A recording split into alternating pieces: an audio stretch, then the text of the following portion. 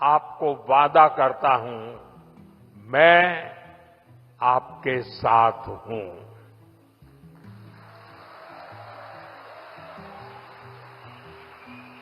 भारत सरकार आपके साथ है। किसी भी स्थान पर विकास के लिए शांति की स्थापना बहुत जरूरी है। बीते 11 वर्षों में नॉर्थ ईस्ट में दशकों से चल रहे अनेक विवाद, अनेक संघर्ष समाप्त हुए हैं। हिल्स और वैली में अलग अलग ग्रुप्स के साथ समझौतों के लिए बातचीत की शुरुआत हुई है। मैं सभी संगठनों से अपील करूंगा कि शांति के रास्ते पर आगे बढ़कर अपने सपनों को पूरा करें।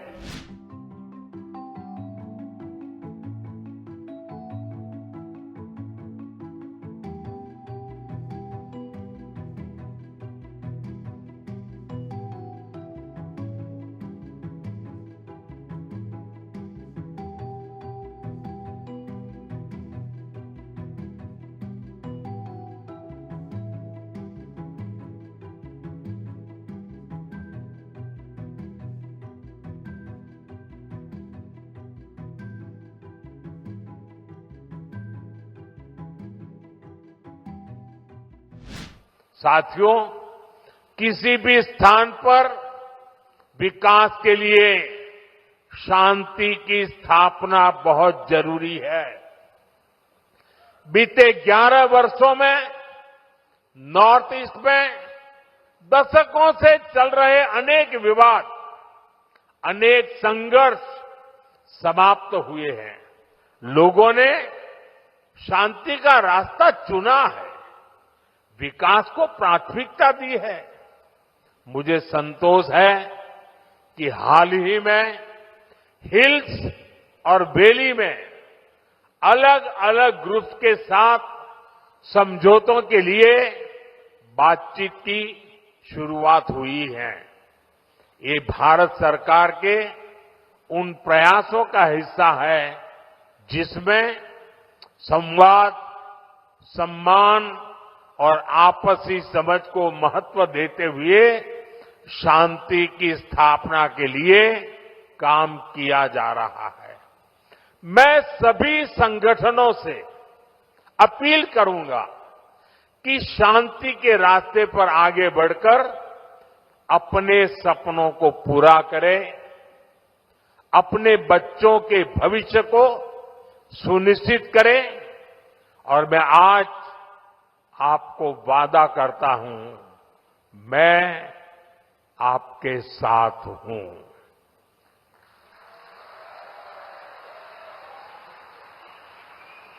भारत सरकार आपके साथ है, मणिपुर के लोगों के साथ है। साथियों, मणिपुर में जिंदगी को फिर से पटरी पर लाने के लिए भारत सरकार हर संभव प्रयास कर रही है। जो बेघर हो गए ऐसे परिवारों के लिए 7,000 नए घर बनाने के लिए हमारी सरकार मदद दे रही है। हाल में ही करीब 3,000 करोड़ रुपए का स्पेशल पैकेज भी स्वीकृत किया गया है। विस्थापितों की मदद के लिए 500 करोड़ रुपए का विशेष प्रावधान किया गया है। मणिपुर के मेरे भाइयों और बहनों, आप सबको नमस्कार। मणिपुर की ये धरती हौसलों और हिम्मत की धरती है। ये हिल्स प्रकृति का अनमोल उपहार है और साथ ही ये हिल्स आप सभी लोगों की निरंतर मेहनत का भी प्रतीक है। मैं मणिपुर के लोगों के जज्बे को सैल्यूट करता हूं। इतनी भारी बारिश में भी आप इतनी बड़ी संख्या में यहां आए, मैं आपके इस प्यार के लिए आपका आभार व्यक्त करता हूं। भारी बारिश के कारण मेरा हेलीकॉप्टर नहीं आ पाया,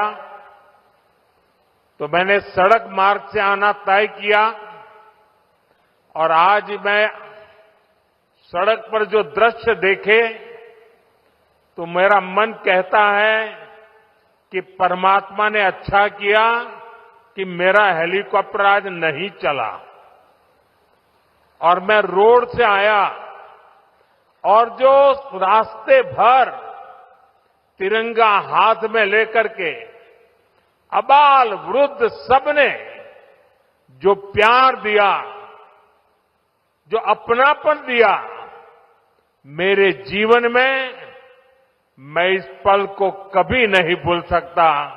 मैं मणिपुर वासियों का सर झुका करके नमन करता हूं।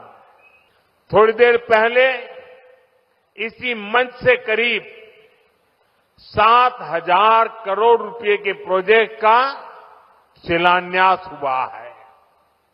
ये प्रोजेक्ट मणिपुर के लोगों की, यहां हिल्स पर रहने वाले ट्राइबल समाज की जिंदगी को और बेहतर बनाएंगे।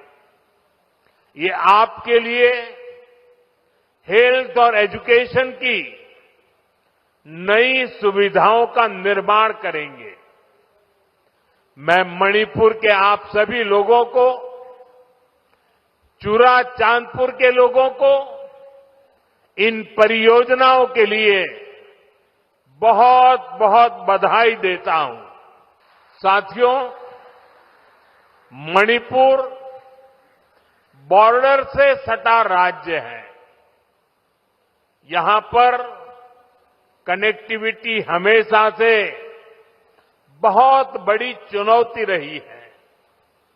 अच्छी सड़कें ना होने की वजह से आपको जो परेशानी आती रही है वो मैं भली भांति समझता हूं। इसलिए 2014 के बाद से मेरा बहुत जोर रहा कि मणिपुर की कनेक्टिविटी के लिए लगातार काम किया जाए और इसके लिए भारत सरकार ने 2 स्तर पर काम किया।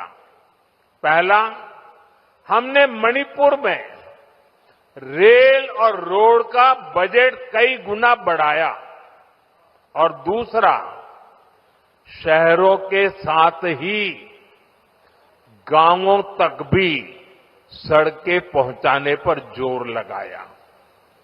साथियों, बीते वर्षों में यहां नेशनल हाईवे पर 3,700 करोड़ रुपए 3,700 करोड़ रुपए खर्च किए गए हैं। 8,700 करोड़ की लागत से नए हाईवे पर काम बहुत तेजी से चल रहा है। पहले यहां गांवों में पहुंचना कितना मुश्किल था, आप भी जानते हैं। अब सैकड़ों गांवों में यहां रोड कनेक्टिविटी पहुंचाई गई है।